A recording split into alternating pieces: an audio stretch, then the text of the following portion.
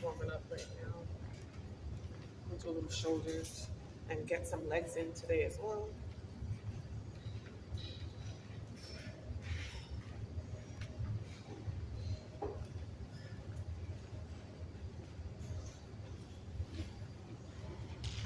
Hey everyone, I hope that you're well.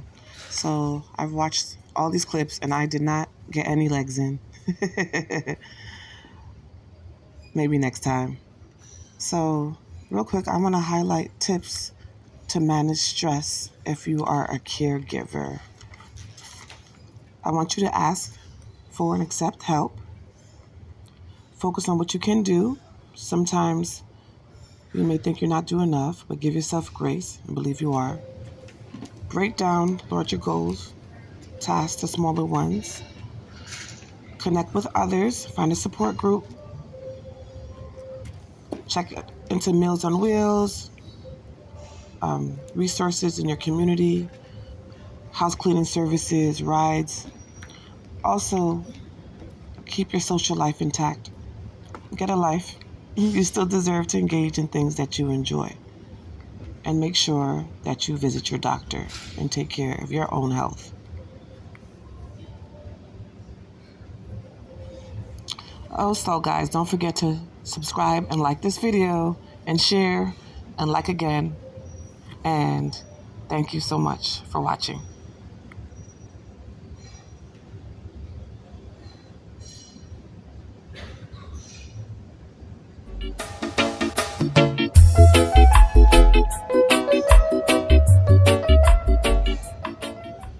Hey everyone, as I said, it has been a while. I hope you all are doing well. It's just been a back-to-back roller coaster, but life is still good, and I know my God is even greater. I graduated, I went to the ceremony in May, which I'm thankful for. Then after the ceremony, I hung out with my sons for a week. They live with their father right now until I could get better and stronger and figure out what's going on with my back. They've been with him for a few months now. And then the week after that, or not even a week after that, a day after that, I found out my aunt passed away. So I haven't really been into this gym consistently. I've been in different states.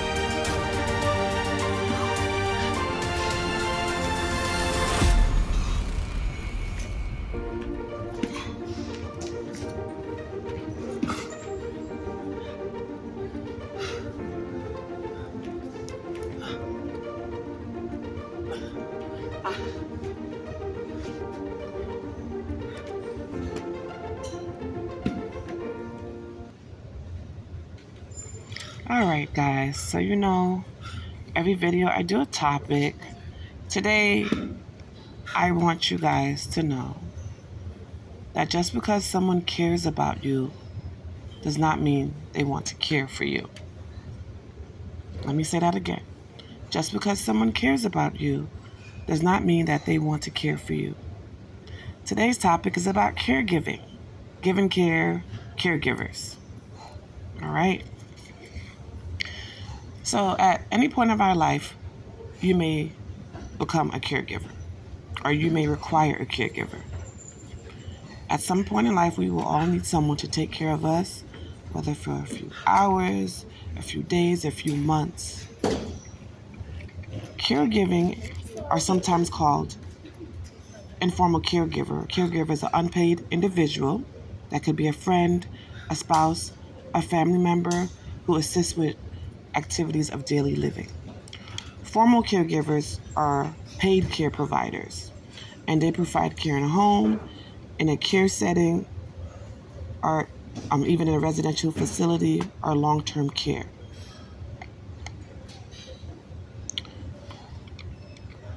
It is estimated that 53 million adults provide care for their spouse, elderly parent, a relative, or someone with special needs. And who estimates that, right? So there was a report done by AARP in conjunction with the National Alliance of Caregiving. So AARP stands for the American Association of Retired Persons. It was founded by a retired high school principal, and she wanted an association to help retired or advocacy for retired individuals to enhance the quality of life. And you don't have to be retired to join this association. This association provides information, it advocates, provides service, and the whole goal is to assist with societal change to help improve the quality of life for all people. So I came up with this topic. I didn't really want to talk about this topic. Well, this wasn't the topic I wanted to discuss today, but I was reflecting on a patient I had years ago, and this gentleman, he was young. He was in a motor vehicle accident. He was a few seconds away from his house, and he was T-boned. And I knocked on his door. I introduced myself, and I let him know I'm his occupational therapist. I was there to do his evaluation. And he was like, well, occupational therapy, I don't need that. I want to walk. Where's my physical therapist? And I said, you'll get physical therapy, but as an occupational therapist, I'm here to help you with your activities of daily living. And he was like, what? Why? My girlfriend could do that. And I said, okay, well, don't you want to learn how to do these things yourself?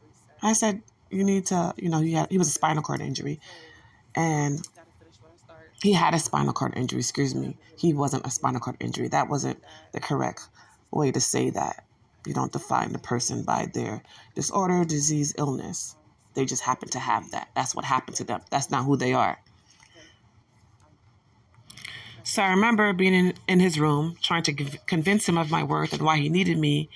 And then I just let him know, I'm very blunt with my patients.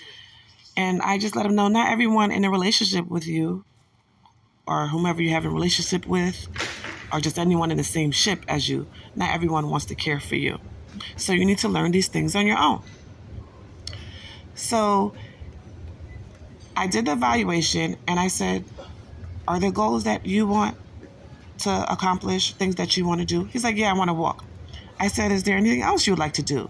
Because based on the evaluation, you're not able to roll yourself. You got to relieve the pressure off your back and your behind so you don't get sores. You need to sit up at the edge of the bed.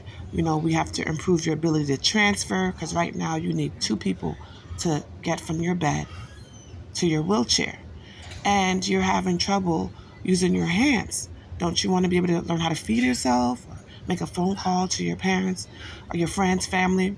He's like, no, my girlfriend can do all that. So a 2023 study from the U.S. Bureau of Labor Statistics, which is a unit of the U.S. Department of Labor. It's a fact-finding agency that tracks essential statistical data, and it provides this information to the public, to Congress, and federal agencies, as well as state and local governments, businesses, and labor representatives. This agency found that 14% of the population, approximately 37.1 million people, provide unpaid elder care. Elder care refers to informal or unpaid care that family members or friends provide to aging adults.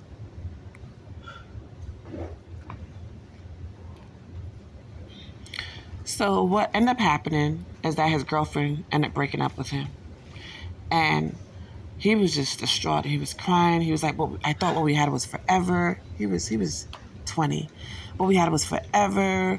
And, we knew each other since we were young. And our families know each other. I don't know how I'm going to go on. I want to kill myself. I don't want to live. And I said, I'm so sorry to hear that.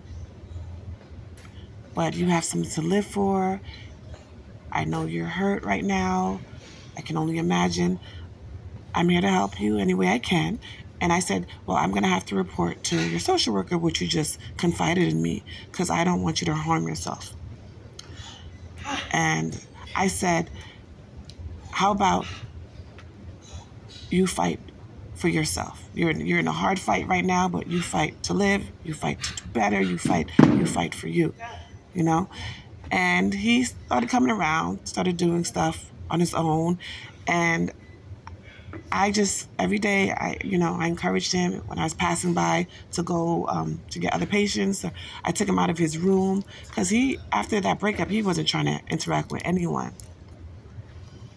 So I say that to say is that you have to know that people can love you, but they don't necessarily want to care for you. And you may be placed in that situation where you may be asked to care for someone, and you may find that that's not something you want to do. You may just prefer to give money to someone else to care for them. You may even want to put that person in a home.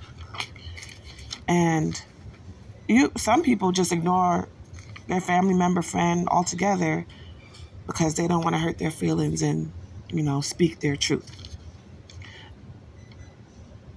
Caregiving is very difficult for not only the person that requires care, but for the caregiver as well. There is going to be a lot of stress that comes with caregiving. This person may feel angry, frustrated, worn out, sad, and it's common to feel alone. But the positive may be that this person who is caregiving may have a deeper attachment and may like helping this individual. I want you to know that there's a toolbox for caregiving. There's support, there's help, and there's information to help you if you need that support. The difficulty also lies in the sandwich generation.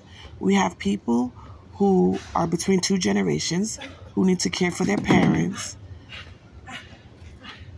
and they also have children under the age of 18. So even though I haven't been in the gym, I have found ways to work out wherever I was. I could find ways wherever.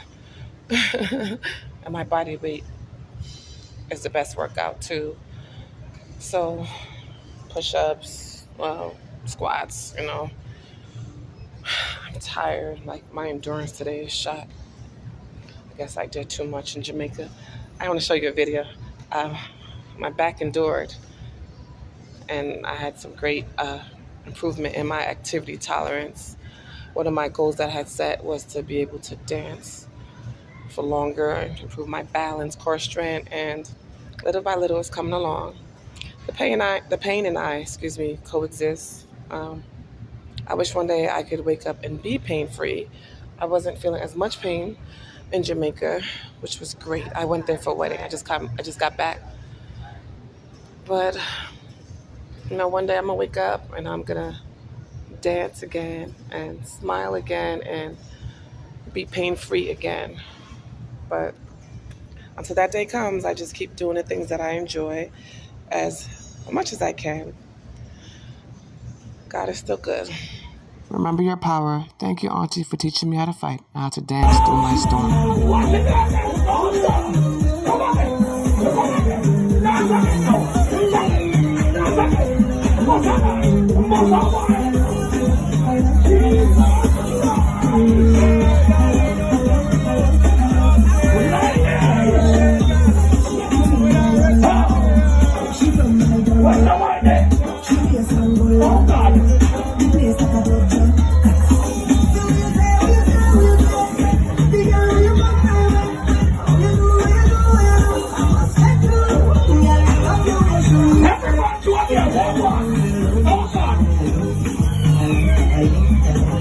Everyone,